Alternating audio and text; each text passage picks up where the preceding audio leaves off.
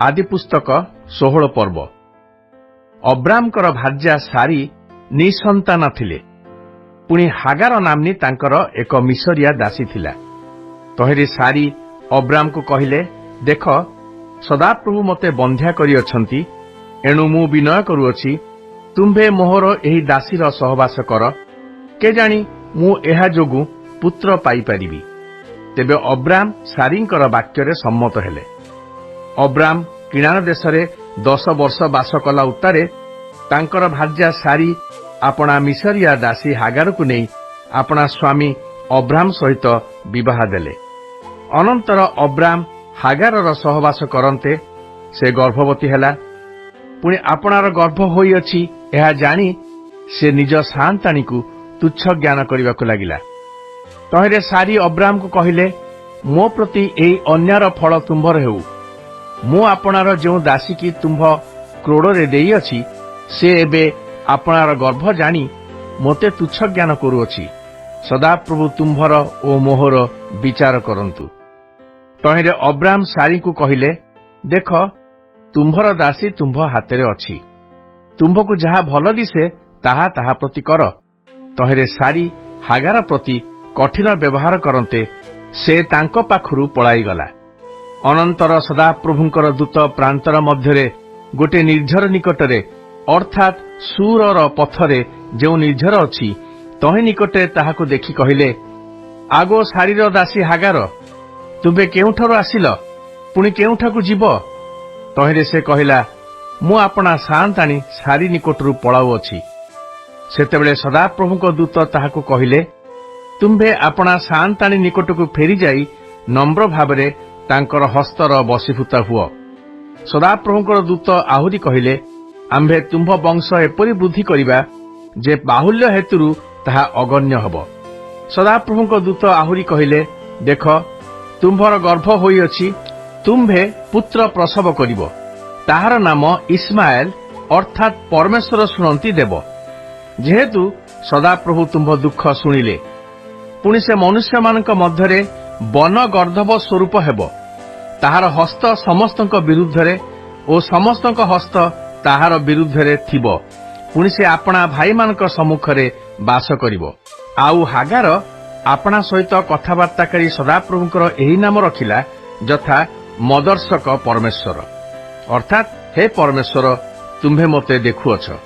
जेहेतु से कहिला, जे मते देखंती तांको दर्शन उत्तारे मु कि एठारे आहुरी बंचिछि। एणु सेही कूपर नाम बेर इहय गेई अर्थात दर्शनान्ते जीवन कूप रखागला। सेही कूप कादेश ओ बेरद मध्यरे अछि। अनंतर हागार अब्राम निमंते पुत्र प्रसव करन्ते अब्राम हागार ठरु जात आपणार सेही पुत्रर नाम इस्माएल देले। अब्रामकर 86 वर्ष बयसरे हागार अब्राम निमंते इस्माएल को प्रसव कला। आदि पुस्तक 17 पर्व। अब्रामकर 69 वर्ष बयसरे सदाप्रभु तांको दर्शन देई कहिले, आम्भे सर्वशक्तिमान परमेश्वर आम्भ छामुरे धर्माचरण करी तुम्भे सिद्ध हुओ। आम्भे तुम्भ सहित आपणा नियम स्थिर करी तुम्भको अतिशय वृद्धि करिबा। तहिरे अब्राम मुह माड़ी पड़न्ते परमेश्वर तांको सहित आलाप करी कहिले, देख आम्भे तुम्भ सहित आपणा नियम स्थिर करुअछु, तुम्भे अनेक गोष्ठीर आदि पुरुष हेब। पुणी तुम्भ नाम अब्राम अर्थात महापिता आउ रहिब नाही, मात्र अब्राहम अर्थात बहु लोकर पिता हेब। जेहेतु आम्भे तुम्भको अनेक गोष्ठीर आदि पिता कलु, आम्भे तुम्भको अतिशय वृद्धि करिबा, तुम्भठारु अनेक गोष्ठी जात कराइबा ओ राजा माने तुम्भठारु उत्पन्न हेबे। आम्भे तुम्भ सहित ओ तुम्भ भविष्यत वंश परंपरा सहित जो नियम स्थिर कलु ताहा अनंत काल स्थायी हेब। तहिरे आम्भे तुम्भर ओ तुम्भ भविष्यत वंशर परमेश्वर हेबा।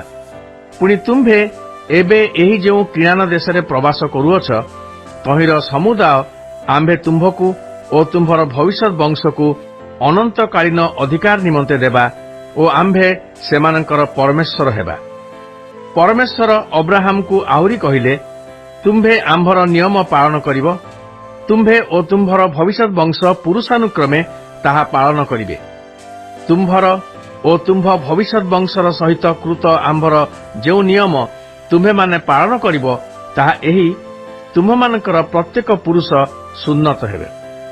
ତୁମ୍ଭେମାନେ ଆପଣା ଆପଣାର ଲିଙ୍ଗାଗ୍ର ଚର୍ମ ଛେଦନ କରିବ, ଆଉ ତାହା ତୁମ୍ଭମାନଙ୍କ ସହିତ ଆମ୍ଭ ନିୟମର ଚିହ୍ନ ହେବ। ପୁରୁଷାନୁକ୍ରମେ ତୁମ୍ଭମାନଙ୍କ ପ୍ରତ୍ୟେକ ପୁତ୍ର ସନ୍ତାନର 8 ଦିନ ବୟସରେ ସୁନ୍ନତ ହେବ।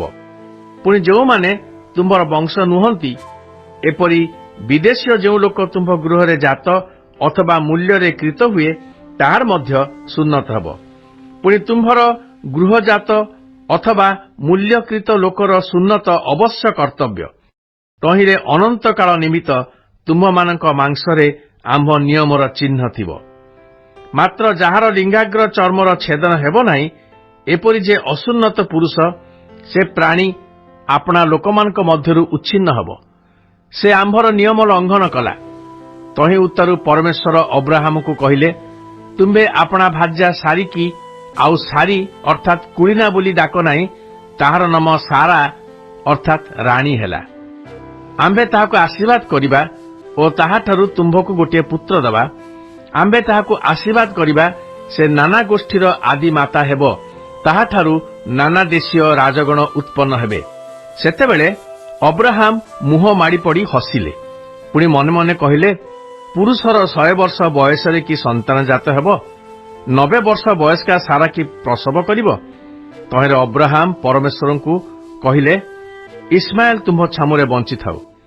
ସେତେବେଳେ ପରମେଶ୍ୱର କହିଲେ, ତୁମ୍ଭର ଭାର୍ଯ୍ୟା ସାରା ତୁମ୍ଭ ନିମନ୍ତେ ନିଶ୍ଚୟ ପୁତ୍ର ପ୍ରସବ କରିବ। ପୁଣି ତୁମ୍ଭେ ତାହାର ନାମ ଇସ୍ହାକ ରଖିବ। ପୁଣି ଆମ୍ଭେ ତାହା ସହିତ ଆପଣା ନିୟମ ସ୍ଥିର କରିବା, ତାହା ତାହାର ଭବିଷ୍ୟତ ବଂଶ ପକ୍ଷରେ ଚିରସ୍ଥାୟୀ ନିୟମ ହେବ। ପୁଣି ଇସ୍ମାଏଲ ବିଷୟରେ ତୁମ୍ଭର ପ୍ରାର୍ଥନା ଶୁଣିଲୁ। ଦେଖ, ଆମ୍ଭେ ତାହାକୁ ଆଶୀର୍ବାଦ କରିବା, ପୁଣି ବହୁ ପ୍ରଜାବନ୍ତ କରି ତାହାର ବଂଶ ଅତିଶୟ ବୃଦ୍ଧି କରିବା। ତାହାଠାରୁ 12 ରାଜା ଜାତ ହେବେ ଓ ଆମ୍ଭେ ତାହାକୁ ବଡ଼ ଗୋଷ୍ଠୀ କରିବା। ମାତ୍ର ଆଗାମୀ ବର୍ଷର ଏହି ସମୟରେ ସାରାର ଗର୍ଭରୁ ଯେଉଁ ଇସ୍ହାକ ଜନ୍ମିବ, ତାହା ସହିତ ଆମ୍ଭେ ଆପଣା ନିୟମ ସ୍ଥିର କରିବା। ଏ ପ୍ରକାରେ କଥାବାର୍ତ୍ତା ଶେଷ କରି ପରମେଶ୍ୱର ଅବ୍ରାହମଙ୍କ ନିକଟରୁ ଊର୍ଦ୍ଧ୍ୱ ଗମନ କଲେ। ଏଥି ଉତ୍ତାରୁ ଅବ୍ରାହମ ଆପଣା ପୁତ୍ର ଇସ୍ମାଏଲକୁ ଓ ଆପଣା ଗୃହଜାତ ଓ ମୂଲ୍ୟକୃତ ସମସ୍ତ ଲୋକଙ୍କୁ ଅର୍ଥାତ୍ ଅବ୍ରାହମଙ୍କର ଗୃହସ୍ଥିତ ପ୍ରତ୍ୟେକ ପୁରୁଷକୁ ଘେନି ପରମେଶ୍ୱରଙ୍କର ଆଜ୍ଞାନୁସାରେ ସେହିଦିନ ସମସ୍ତଙ୍କ ଲିଙ୍ଗାଗ୍ର ଚର୍ମ ଛେଦନ କଲେ। ଅବ୍ରାହମଙ୍କର 99 ବର୍ଷ ବୟସରେ ତାଙ୍କର ଲିଙ୍ଗାଗ୍ର ଚର୍ମର ଛେଦନ ହେଲା। ପୁଣି ତାଙ୍କର ପୁତ୍ର ଇସ୍ମାଏଲର 13 ବର୍ଷ ବୟସରେ ଲିଙ୍ଗାଗ୍ର ଚର୍ମର ଛେଦନ ହେଲା। ଏ ରୂପେ ଏକ ଦିନରେ ଅବ୍ରାହମଙ୍କର ଓ ତାଙ୍କ ପୁତ୍ର ଇସ୍ମାଏଲର ସୁନ୍ନତ ହେଲା। ପୁଣି ତାଙ୍କ ଗୃହଜାତ ଓ ବିଦେଶୀୟମାନଙ୍କ ନିକଟରୁ ମୂଲ୍ୟକୃତ ତାଙ୍କ ଗୃହସ୍ଥ ସମସ୍ତ ପୁରୁଷର ସୁନ୍ନତ ହେଲା। ଆଦି ପୁସ୍ତକ 18 ପର୍ବ। ଏଥି ଉତ୍ତାରୁ ଦିନକର ଖରାବେଳେ ଅବ୍ରାହମ ମମ୍ରିର ଅଲୋନ ବୃକ୍ଷ ମୂଳେ ଆପଣା ତମ୍ବୁ ଦ୍ୱାରରେ ବସିଥିଲେ। ଏହି ସମୟରେ ସଦାପ୍ରଭୁ ସେହି ସ୍ଥାନରେ ତାଙ୍କୁ ଦର୍ଶନ ଦେଲେ। ତହିଁରେ ସେ ଅନାଇ ଦେଖିଲେ 3ଟି ପୁରୁଷ ସମ୍ମୁଖରେ ଦଣ୍ଡାୟମାନ। ପୁଣି ଦେଖିବା ମାତ୍ରେ ସାକ୍ଷାତ କରିବାକୁ ତମ୍ବୁ ଦ୍ୱାରରୁ ବେଗେ ଯାଇ ଭୂମିଷ୍ଠ ହୋଇ କହିଲେ, ହେ ପ୍ରଭୁ, ନିବେଦନ କରୁଅଛି, ଯେବେ ମୋ ପ୍ରତି ଅନୁଗ୍ରହ କରିବା ହେଲେ ତେବେ ଏହି ଦାସର ସ୍ଥାନରୁ ଯିବେ ନାହିଁ। ବିନୟ କରୁଅଛି, ଅଳ୍ପ ଜଳ ଅଣାଇ ଦେଉଅଛି। ଆପଣମାନେ ପାଦ ପ୍ରକ୍ଷାଳନ କରି ଏହି ବୃକ୍ଷ ତଳେ ବିଶ୍ରାମ କରନ୍ତୁ ଓ କିଛି ଖାଦ୍ୟଦ୍ରବ୍ୟ ଆଣି ଦେଉଅଛି, ତଦ୍ୱାରା ପ୍ରାଣ ତୃପ୍ତ କରନ୍ତୁ। ତହିଁ ଉତ୍ତାରେ ଗମନ କରିବେ, କାରଣ ଏଥି ନିମନ୍ତେ ଆପଣା ଦାସ ନିକଟକୁ ଆଗମନ କଲେ। ସେତେବେଳେ ସେମାନେ କହିଲେ, ଯାହା କହୁଅଛ ତାହା କର। ତହିଁରେ ଅବ୍ରାହମ ଶୀଘ୍ର ତମ୍ବୁ ଗୃହକୁ ଯାଇ ସାରା ନିକଟକୁ ଯାଇ କହିଲେ, 3 ସେର ଉତ୍ତମ ମଇଦା ନେଇ ଛାଣି ଶୀଘ୍ର ରୁଟି ପ୍ରସ୍ତୁତ କର। ଅନନ୍ତର ଅବ୍ରାହମ ଗୋଠକୁ ଶୀଘ୍ର ଯାଇ ଉତ୍ତମ କୋମଳ ଗୋବତ୍ସ ଆଣି ଦାସକୁ ଦିଅନ୍ତେ, ସେ ତାହା ଶୀଘ୍ର ରାନ୍ଧିଲା।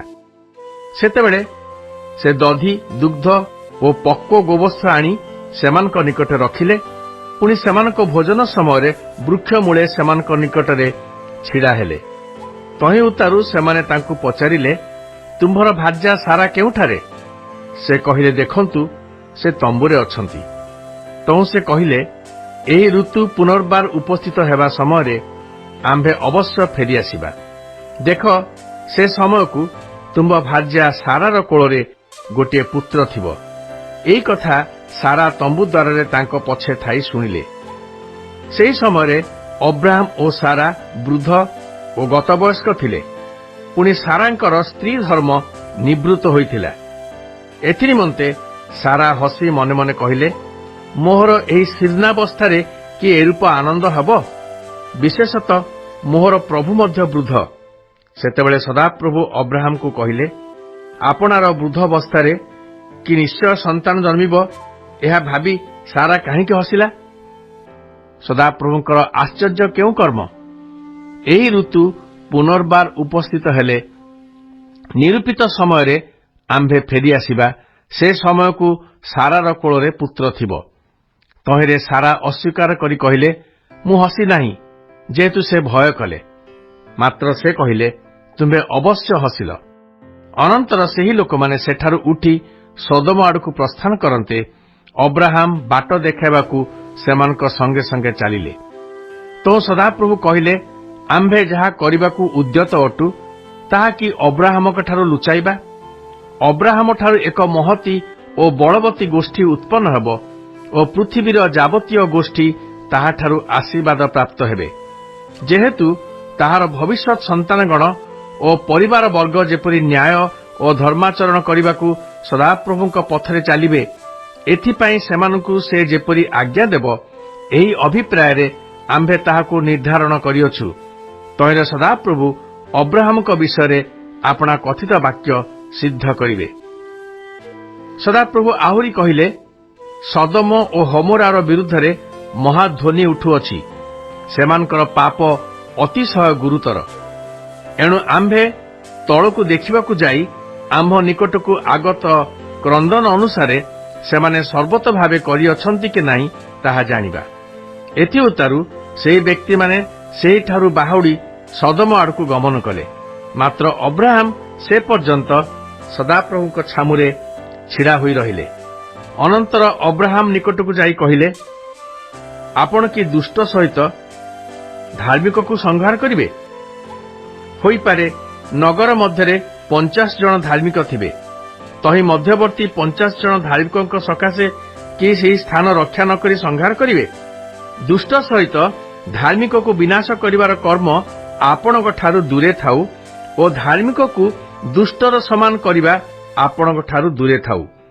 ସମସ୍ତ ପୃଥିବୀର ବିଚାରକର୍ତ୍ତା କି ନ୍ୟାୟ ବିଚାର କରିବେ ନାହିଁ?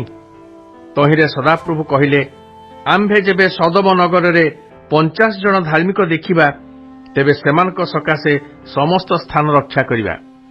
ତହିଁରେ ଅବ୍ରାହମ ପ୍ରତ୍ୟୁତ୍ତର କଲେ, ଦେଖନ୍ତୁ, ମୁଁ ଧୂଳି ଓ ଭସ୍ମ ମାତ୍ର, ହେଲେ ହେଁ ପ୍ରଭୁଙ୍କ ଛାମୁରେ କଥା କହିବାକୁ ପ୍ରବୃତ୍ତ ହୋଇଅଛି। ହୋଇପାରେ 50 ଜଣ ଧାର୍ମିକ ମଧ୍ୟରୁ 5 ଜଣ ଊଣା ଥିବେ। ସେହି 5 ଜଣ ଊଣା ହେବା ସକାଶୁ କି ଆପଣ ସମସ୍ତ ନଗର ବିନଷ୍ଟ କରିବେ? ସେ କହିଲେ, ଆମ୍ଭେ 45 ଜଣ ପାଇଲେ ତାହା ବିନଷ୍ଟ କରିବା ନାହିଁ। ସେ ତାହାଙ୍କୁ ପୁନର୍ବାର କହିଲେ, ହୋଇପାରେ ସେଠାରେ 40 ଜଣ ମିଳିବେ। ସେ କହିଲେ, ସେହି 40 ଜଣ ସକାଶୁ ତାହା କରିବା ନାହିଁ। ପୁନର୍ବାର ସେ କହିଲେ, ପ୍ରଭୁ ବିରକ୍ତ ନ ହୋଇଲେ ଆହୁରି କଥାଟିଏ କହିବି। ହୋଇପାରେ ସେଠାରେ 30 ଜଣ ମିଳିବେ। ସେ କହିଲେ, 30 ଜଣ ପାଇଲେ ତାହା କରିବା ନାହିଁ। ସେ କହିଲେ, ଦେଖନ୍ତୁ, ପ୍ରଭୁଙ୍କ ଛାମୁରେ ମୁଁ ପୁନର୍ବାର କଥା କହିବାକୁ ପ୍ରବୃତ୍ତ ହୋଇଅଛି। ହୋଇପାରେ ସେଠାରେ 20 ଜଣ ମିଳିବେ। ସେ କହିଲେ, ସେହି 20 ଜଣ ସକାଶୁ ଆମ୍ଭେ ତାହା ବିନଷ୍ଟ କରିବା ନାହିଁ। ସେ କହିଲେ, ପ୍ରଭୁ ବିରକ୍ତ ନ ହୋଇଲେ ଆଉ ଥରେ ମାତ୍ର କହିବି। ହୋଇପାରେ ସେଠାରେ 10 ଜଣ ମିଳିବେ। ସେ କହିଲେ, ସେହି 10 ଜଣ ସକାଶୁ ଆମ୍ଭେ ତାହା ବିନଷ୍ଟ କରିବା ନାହିଁ। ସେତେବେଳେ ସଦାପ୍ରଭୁ ଅବ୍ରାହମଙ୍କ ସହିତ ଏ ପ୍ରକାର କଥୋପକଥନ ସମାପନ କରି ପ୍ରସ୍ଥାନ କଲେ। ପୁଣି ଅବ୍ରାହମ ହିଁ ସ୍ୱସ୍ଥାନକୁ ଫେରିଗଲେ। ଆଦି ପୁସ୍ତକ 19 ପର୍ବ। ଅନନ୍ତର ସନ୍ଧ୍ୟାବେଳେ ସେହି 2 ସ୍ୱର୍ଗଦୂତ ସୋଦୋମରେ ଉପସ୍ଥିତ ହେଲେ। ସେତେବେଳେ ଲୋଟ ସୋଦୋମ ନଗରର ଦ୍ୱାରରେ ଉପବିଷ୍ଟ ଥିବାରୁ ସେମାନଙ୍କୁ ଦେଖି ସେମାନଙ୍କ ସହିତ ସାକ୍ଷାତ କରିବାକୁ ଉଠିଲା। ପୁଣି ଭୂମିଷ୍ଠ ପ୍ରଣାମ କରି କହିଲା, ହେ ମୋହର ପ୍ରଭୁମାନେ, ମୁଁ ବିନୟ କରୁଅଛି, ଆଜି ରାତ୍ରି ଆପଣମାନଙ୍କର ଏହି ଦାସର ଗୃହରେ ପଦାର୍ପଣ କରି ବାସ କରନ୍ତୁ। ଓ ପାଦ ପ୍ରକ୍ଷାଳନ କରନ୍ତୁ, ତହୁଁ ସକାଳୁ ଉଠି ଯାତ୍ରା କରିବେ। ତହିଁରେ ସେମାନେ କହିଲେ, ନା, ଆମ୍ଭେମାନେ ଦାଣ୍ଡରେ ସମସ୍ତ ରାତ୍ରି କ୍ଷେପଣ କରିବୁ। ମାତ୍ର ଲୋଟ ଅତିଶୟ ବଳାଇବାରୁ ସେମାନେ ତାହା ସହିତ ଯାଇ ତାହାର ଘରେ ପ୍ରବେଶ କଲେ। ତହୁଁ ସେ ସେମାନଙ୍କ ପାଇଁ ତାଡ଼ି ଶୂନ୍ୟ ରୋଟି ଆଦି ଖାଦ୍ୟଦ୍ରବ୍ୟ ପ୍ରସ୍ତୁତ କରନ୍ତେ ସେମାନେ ଭୋଜନ କଲେ। ମାତ୍ର ସେମାନେ ଶୟନ କରିବା ପୂର୍ବେ ସେହି ନଗରର ଲୋକମାନେ ଅର୍ଥାତ୍ ସଦୋମର ଯୁବା ବୃଦ୍ଧାଦି ସମସ୍ତ ଲୋକ ଚାରିଆଡୁ ଆସି ତାର ଘର ଘେରିଲେ। ପୁଣି ଲୋଟକୁ ଡାକି କହିଲେ, ଆଜି ରାତ୍ରିରେ ଯେଉଁ ମନୁଷ୍ୟମାନେ ତୁମ୍ଭ ଘରକୁ ଆସିଲେ ସେମାନେ କାହାନ୍ତି? ସେମାନଙ୍କୁ ବାହାର କରି ଆମ୍ଭମାନଙ୍କ ପାଖକୁ ଆଣ, ଆମ୍ଭେମାନେ ସେମାନଙ୍କଠାରେ ଉପଗତ ହେବା। ତହିଁରେ ଲୋଟ ବାହାରକୁ ଆସି ଦ୍ୱାର ବନ୍ଦ କରି କହିଲା, ହେ ଭାଇମାନେ, ମୁଁ ବିନୟ କରୁଅଛି, ଏପରି ଦୁର୍ବ୍ୟବହାର କର ନାହିଁ। ଦେଖ, ପୁରୁଷ ଅସ୍ପୃଷ୍ଟା ମୋହର 2ଟି କନ୍ୟା ଅଛନ୍ତି, ସେମାନଙ୍କୁ ତୁମ୍ଭମାନଙ୍କ ନିକଟକୁ ଆଣୁଅଛି। ତୁମ୍ଭମାନଙ୍କ ଦୃଷ୍ଟିରେ ଯାହା ଭଲ ତାହା ସେମାନ ପ୍ରତି କର, ମାତ୍ର ସେହି ମନୁଷ୍ୟମାନଙ୍କ ପ୍ରତି କିଛି କର ନାହିଁ, କାରଣ ଏଥି ନିମନ୍ତେ ସେମାନେ ମୋ ଛାତ ତଳେ ଆଶ୍ରୟ ନେଇଅଛନ୍ତି। ସେତେବେଳେ ସେମାନେ କହିଲେ, ଘୁଞ୍ଚି ଯା। ପୁଣି କହିଲେ, ଏ ଲୋକଟା ଆମ୍ଭମାନଙ୍କ ମଧ୍ୟରେ ପ୍ରବାସ କରିବାକୁ ଆସି ଆମ୍ଭମାନଙ୍କର ବିଚାରକର୍ତ୍ତା ହେବାକୁ ଚାହେଁ। ଏବେ ସେମାନଙ୍କଠାରୁ ତୋ ପ୍ରତି ଆହୁରି କୁବ୍ୟବହାର କରିବା। ତହୁଁ ସେମାନେ ସେହି ମନୁଷ୍ୟ ଅର୍ଥାତ୍ ଲୋଟ ପ୍ରତି ବଳ ପ୍ରୟୋଗ କରି କବାଟ ଭାଙ୍ଗିବାକୁ ଗଲେ। ମାତ୍ର ସେହି 2 ଜଣ ହସ୍ତ ବଢ଼ାଇ ଲୋଟକୁ ଗୃହ ମଧ୍ୟରେ ଆପଣାମାନଙ୍କ ନିକଟକୁ ଟାଣି ନେଇ ଦ୍ୱାର ବନ୍ଦ କଲେ। ପୁଣି ଦ୍ୱାର ନିକଟବର୍ତ୍ତୀ ସାନ ଓ ବଡ଼ ସମସ୍ତଙ୍କୁ ଅନ୍ଧ କରାଇଲେ। ତହିଁରେ ସେମାନେ ଦ୍ୱାର ଖୋଜୁ ଖୋଜୁ ପରିଶ୍ରାନ୍ତ ହେଲେ। ଅନନ୍ତର ସେହି ବ୍ୟକ୍ତିମାନେ ଲୋଟକୁ କହିଲେ, ଏ ସ୍ଥାନରେ ତୁମ୍ଭର ଆଉ କିଏ କିଏ ଅଛନ୍ତି? ଜୁଆଇଁ ଓ ତୁମ୍ଭର ପୁତ୍ର କନ୍ୟାଦି ଯେତେ ଲୋକ ଏ ନଗରରେ ଅଛନ୍ତି, ସେ ସମସ୍ତଙ୍କୁ ଏ ସ୍ଥାନରୁ ନେଇଯାଅ, ଯେହେତୁ ଆମ୍ଭେମାନେ ଏ ସ୍ଥାନ ଉଚ୍ଛିନ୍ନ କରିବା। ସଦାପ୍ରଭୁଙ୍କ ଛାମୁରେ ଏ ନଗର ବିରୁଦ୍ଧରେ ମହାକ୍ରନ୍ଦନ ଉଠିଅଛି। ଏଣୁ ସଦାପ୍ରଭୁ ଏହି ନଗର ଉଚ୍ଛିନ୍ନ କରିବା ପାଇଁ ଆମ୍ଭମାନଙ୍କୁ ପଠାଇଅଛନ୍ତି। ତହୁଁ ଲୋଟ ବାହାରକୁ ଯାଇ ଆପଣା କନ୍ୟାମାନଙ୍କ ସହିତ ବିବାହ କରିବାକୁ ଉଦ୍ୟତ ଜୁଆଇଁମାନଙ୍କୁ କହିଲା, ଉଠ, ଏଠାରୁ ବାହାର ହୁଅ, ସଦାପ୍ରଭୁ ଏ ନଗର ଉଚ୍ଛିନ୍ନ କରିବେ।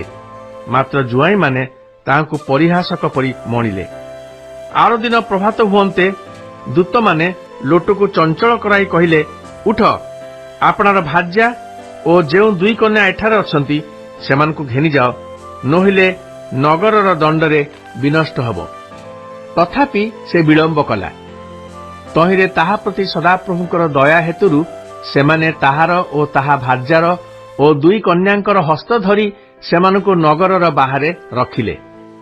ଏହି ରୂପେ ସେମାନଙ୍କୁ ବାହାର କରି ଆଣିଲା ଉତ୍ତାରେ ସେମାନଙ୍କ ମଧ୍ୟରୁ ଜଣେ ଲୋଟକୁ କହିଲା, ପ୍ରାଣରକ୍ଷା ନିମନ୍ତେ ପଳାଅ, ପଛ ଆଡ଼କୁ ଦୃଷ୍ଟି କର ନାହିଁ ଓ ଏହି ସମସ୍ତ ପ୍ରାନ୍ତର ମଧ୍ୟରେ ହିଁ ରୁହ ନାହିଁ, ପର୍ବତକୁ ପଳେଇ ଯାଅ, ନହେଲେ ବିନଷ୍ଟ ହେବ।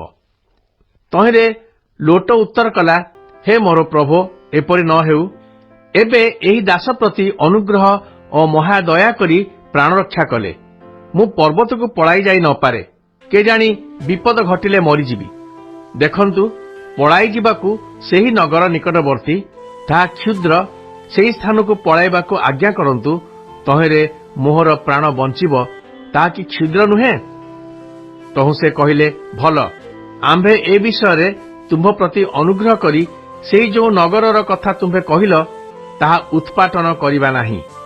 ତୁମ୍ଭେ ଶୀଘ୍ର ସେହି ସ୍ଥାନକୁ ପଳାଅ, ଯେହେତୁ ତୁମ୍ଭେ ସେଠାରେ ଉପସ୍ଥିତ ନ ହେଲେ ଆମ୍ଭେ କିଛି କରିପାରୁନାହିଁ। ଏଣୁ ସେହି ସ୍ଥାନର ନାମ ସୟର ଅର୍ଥାତ୍ କ୍ଷୁଦ୍ର ହେଲା। ଅନନ୍ତର ଦେଶରେ ସୂର୍ଯ୍ୟୋଦୟ ହୁଅନ୍ତେ ଲୋଟ ସୟରରେ ପ୍ରବେଶ କଲା। ତେବେ ସଦାପ୍ରଭୁ ଆକାଶରୁ ସଦାପ୍ରଭୁଙ୍କ ନିକଟରୁ ସଦୋମ ଓ ହମରା ଉପରେ ଗନ୍ଧକ ଓ ଅଗ୍ନି ବୃଷ୍ଟି କରି ସେହି ସମୁଦାୟ ନଗର ଓ ପ୍ରାନ୍ତର ଓ ତନ୍ମଧ୍ୟସ୍ଥିତ ଲୋକ ଓ ସେହି ଭୂମିରେ ଜାତ ସକଳ ପଦାର୍ଥ ଉତ୍ପାଟନ କଲେ। ସେହି ସମୟରେ ଲୋଟର ଭାର୍ଯ୍ୟା ପଛ ଆଡ଼କୁ ଅନାଇବାରୁ ସେ ଲବଣ ସ୍ତମ୍ଭ ହେଲା। ଆଉ ଅବ୍ରାହମ ପ୍ରଭାତରୁ ଉଠି ପୂର୍ବେ ଯେଉଁ ସ୍ଥାନରେ ସଦାପ୍ରଭୁଙ୍କ ଛାମୁରେ ଠିଆ ହୋଇଥିଲେ ସେହି ସ୍ଥାନରେ ଉପସ୍ଥିତ ହୋଇ ସଦୋମ ଓ ହମରା ଓ ପ୍ରାନ୍ତରସ୍ଥ ସମସ୍ତ ଅଞ୍ଚଳ ପ୍ରତି ଅନାନ୍ତେ ସେହି ଦେଶରୁ ଭାଟିର ଧୂମତୁଲ୍ୟ ଧୂମ ଉଠିବାର ଦେଖିଲେ। ଏହି ରୂପେ ସେହି ପ୍ରାନ୍ତର ସ୍ଥିତ ସମସ୍ତ ନଗରର ବିନାଶ ସମୟରେ ପରମେଶ୍ୱର ଅବ୍ରାହମକୁ ସ୍ମରଣ କଲେ। ପୁଣି ଲୋଟ ଯେଉଁ ଯେଉଁ ନଗରରେ ବାସ କରିଥିଲା ସେହି ନଗରର ଉତ୍ପାଟନ ସମୟରେ ଉତ୍ପାଟନ ମଧ୍ୟରୁ ଲୋଟକୁ ବାହାର କଲେ। ଅନନ୍ତର ଲୋଟ ସଅରରେ ବାସ କରିବାକୁ ଭୟ କରି ସେଠାରୁ ବାହାରି ଆପଣାର 2 କନ୍ୟାଙ୍କୁ ଘେନି ପର୍ବତରେ ବାସ କଲା। ତହିଁରେ ସେ ଓ ତାହାର 2 କନ୍ୟା ଗିରି କନ୍ଦରରେ ବାସ କଲେ। ଅନନ୍ତର ତାହାର ଜ୍ୟେଷ୍ଠା କନ୍ୟା କନିଷ୍ଠାକୁ କହିଲା, ଆମମାନଙ୍କର ପିତା ବୃଦ୍ଧ, ପୁଣି ସଂସାରର ବ୍ୟବହାର ଅନୁସାରେ ଆମ୍ଭମାନଙ୍କର ସହବାସ କରିବାକୁ ଏ ଦେଶର ତ କୌଣସି ପୁରୁଷ ନାହିଁ। ଆସ ଆମ୍ଭେମାନେ ପିତାଙ୍କୁ ଦ୍ରାକ୍ଷାରସ ପାନ କରାଇ ପିତାଙ୍କର ବଂଶରକ୍ଷା ନିମିତ୍ତ ତାଙ୍କ ସଙ୍ଗେ ଶୟନ କରିବା। ତହୁ ସେହି ରାତ୍ରିରେ ସେମାନେ ଆପଣା ପିତାକୁ ଦ୍ରାକ୍ଷାରସ ପାନ କରାନ୍ତେ ଜ୍ୟେଷ୍ଠା କନ୍ୟା ଉଠିଯାଇ ପିତା ସଙ୍ଗରେ ଶୟନ କଲା। ମାତ୍ର ତାହାର ଶୟନ କରିବାର ଓ ଉଠିଯିବାର ଲୋଟ ଜାଣିପାରିଲା ନାହିଁ। ଆର ଦିନ ସେହି ଜ୍ୟେଷ୍ଠା କନ୍ୟା କନିଷ୍ଠାକୁ କହିଲା, ଦେଖ, ମୁଁ ଗତ ରାତ୍ର ପିତାଙ୍କ ସଙ୍ଗରେ ଶୟନ କଲି। ଆସ ଆଜି ରାତ୍ରି ମଧ୍ୟ ପିତାଙ୍କୁ ଦ୍ରାକ୍ଷାରସ ପାନ କରାଉ। ତହୁ ତୁମ୍ଭେ ଯାଇ ପିତାଙ୍କର ବଂଶରକ୍ଷାର୍ଥେ ତାଙ୍କ ସଙ୍ଗେ ଶୟନ କର। ତହିଁରେ ସେମାନେ ସେହି ରାତ୍ରିରେ ମଧ୍ୟ ପିତାକୁ ଦ୍ରାକ୍ଷାରସ ପାନ କରାନ୍ତେ କନିଷ୍ଠା କନ୍ୟା ଉଠି ତାହା ସଙ୍ଗେ ଶୟନ କଲା। ମାତ୍ର ତାହାର ଶୟନ କରିବାର ଓ ଉଠିଯିବାର ଲୋଟ ଜାଣିପାରିଲା ନାହିଁ। ଏହି ରୂପେ ଲୋଟର 2 କନ୍ୟା ଆପଣା ପିତା ଦ୍ୱାରା ଗର୍ଭବତୀ ହେଲେ। ଅନନ୍ତର ଜ୍ୟେଷ୍ଠା କନ୍ୟା ପୁତ୍ର ପ୍ରସବ କରି ତାହାର ନାମ ମୋଆବ ଦେଲା। ସେ ବର୍ତ୍ତମାନ କାଳର ମୋଆବୀୟ ଲୋକମାନଙ୍କର ଆଦି ପିତା। ପୁଣି କନିଷ୍ଠା କନ୍ୟା ପୁତ୍ର ପ୍ରସବ କରି ତାହାର ନାମ ବିନ୍ ଅମି ଦେଲା। ସେ ବର୍ତ୍ତମାନ କାଳର ଅମୋନୀୟ ଲୋକମାନଙ୍କର ଆଦି ପିତା। Good morning everyone and praise the Lord. ଆଜି ଦିନ ସଂଖ୍ୟା 4 ଗୁରୁବାର। ଆଜିର ପଠିତ ଶାସ୍ତ୍ରାଂଶ ହେଉଛି ଆଦି ପୁସ୍ତକ 16 ପର୍ବ ଠାରୁ 19 ପର୍ବ। ଆସନ୍ତୁ ଆଜିର ପଠିତ ଶାସ୍ତ୍ରାଂଶର ସାରାଂଶକୁ ଆମ୍ଭେମାନେ ଟିକେ ଚିନ୍ତା କରିବା। ଈଶ୍ୱର ଅବ୍ରାମଙ୍କ ସହିତ ତାଙ୍କ ନିୟମର ଚିହ୍ନ ଭାବରେ ଅବ୍ରାମଙ୍କୁ ସୁନ୍ନତିର ଚିହ୍ନ ଦେଲେ ଏବଂ ଅବ୍ରାମଙ୍କ ନାମକୁ ପରିବର୍ତ୍ତନ କରି ଅବ୍ରାହମ ଦେଲେ ଓ ସାରୀଙ୍କ ନାମକୁ ପରିବର୍ତ୍ତନ କରି ସାରା ନାମ ଦେଲେ। ସ୍ୱୟଂ ତାହାଙ୍କ ସକାଶେ ଆଶୀର୍ବାଦ ପ୍ରାପ୍ତ ହେବାର ଅର୍ଥ କ'ଣ ଜାଣି ଅବ୍ରାହମ ତାଙ୍କ ଜୀବନ ବଞ୍ଚିଲେ। ଅବ୍ରାହମଙ୍କ ସମୟରେ ଦେଶ ତଥା ଜାତିଗୁଡ଼ିକର ପ୍ରତିନିଧି ସଦୋମ ଓ ହମୋରା ପ୍ରତି ଅତିଶୀଘ୍ର ଆସୁଥିବା ବିଚାର ବା ଦଣ୍ଡ ସମ୍ବନ୍ଧରେ ଚେତାବନୀ ପାଇ ଅବ୍ରାହମ ଜଣେ ଯାଜକର ଭୂମିକା ନେଇ ଲୋଟଙ୍କ ପରିବାରକୁ ଉଦ୍ଧାର କଲେ ଓ ଦଣ୍ଡିତ ହେବାକୁ ଯାଉଥିବା ଲୋକମାନଙ୍କୁ ରକ୍ଷା କରିବାକୁ ପଦକ୍ଷେପ ନେଲେ। ଯାହା ତାହାଙ୍କର ସନ୍ତାନମାନେ କରିବା ପାଇଁ ଆହୁତ, ସେ ତାହାର ଗୋଟିଏ ଆଦର୍ଶ ଦେଖାଇ ଉକ୍ତ କାର୍ଯ୍ୟକୁ ସମ୍ପାଦନ କଲେ। ସଦୋମ ଓ ହମୋରା ଦ୍ୱାରା ଅବ୍ରାହମଙ୍କ ସମୟର ଏକ ଝଲକ ଦେଖାଇ ଦିଆଯାଇଛି ଏଠାରେ। ପ୍ରଭୁ ଆଜିର ଧ୍ୟାନରେ ଆମ ପ୍ରତ୍ୟେକଙ୍କୁ ଆଶୀର୍ବାଦ କରନ୍ତୁ।